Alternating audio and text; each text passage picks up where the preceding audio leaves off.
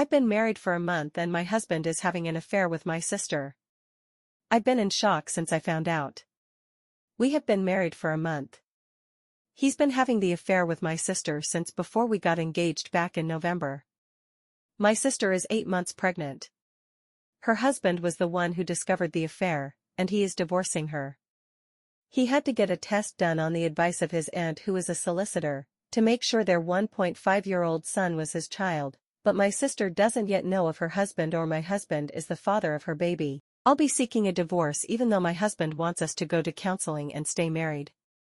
I'm an advocate, a barrister, so I won't have any trouble finding a solicitor at least.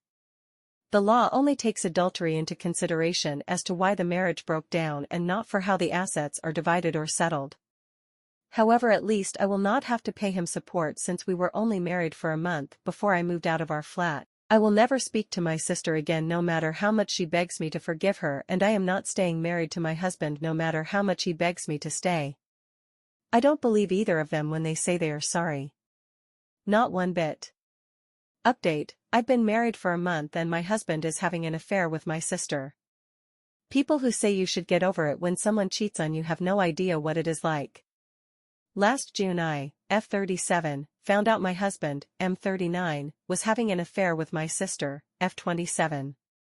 I had been married for a month. Their affair began before I was engaged. My sister's husband, M27, was the one who first found out.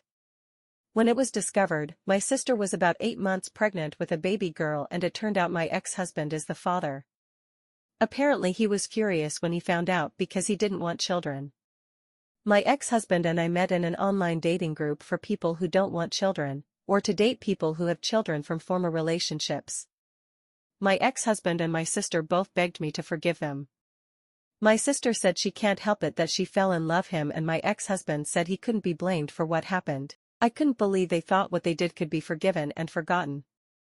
My ex-husband didn't want a divorce, and neither did my sister from my former brother-in-law. I'm divorced now. I'm an advocate, known as a barrister in the rest of the UK, so I was fortunate to already know the best solicitors who could represent me in my divorce. Since I was only married for a month before I sought a divorce and moved out of our flat, I did not have to pay my ex-husband maintenance, and the divorce did not take long. It's a different story for my sister and my former brother-in-law. They were married for longer, they own property, and they have a son together. He was 17 months old when the affair was discovered. My sister may end up having to pay spousal and child maintenance since she earns more. Their divorce is ongoing. I haven't spoken with my former brother-in-law since I first left my ex-husband, but I feel badly for him.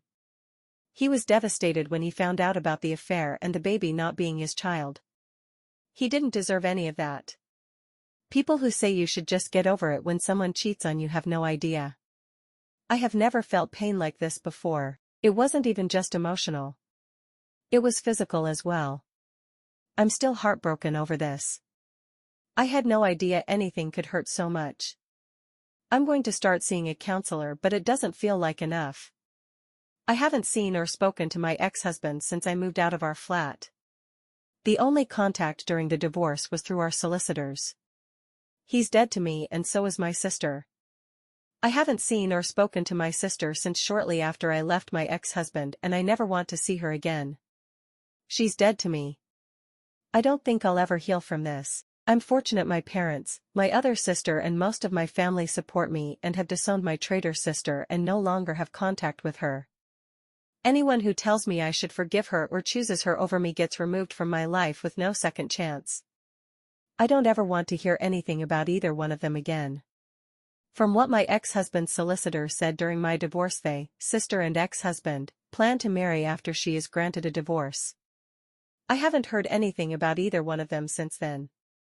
I try not to even think about either of them. They were two of the people I loved most in the world, and they did something that I'll never heal from.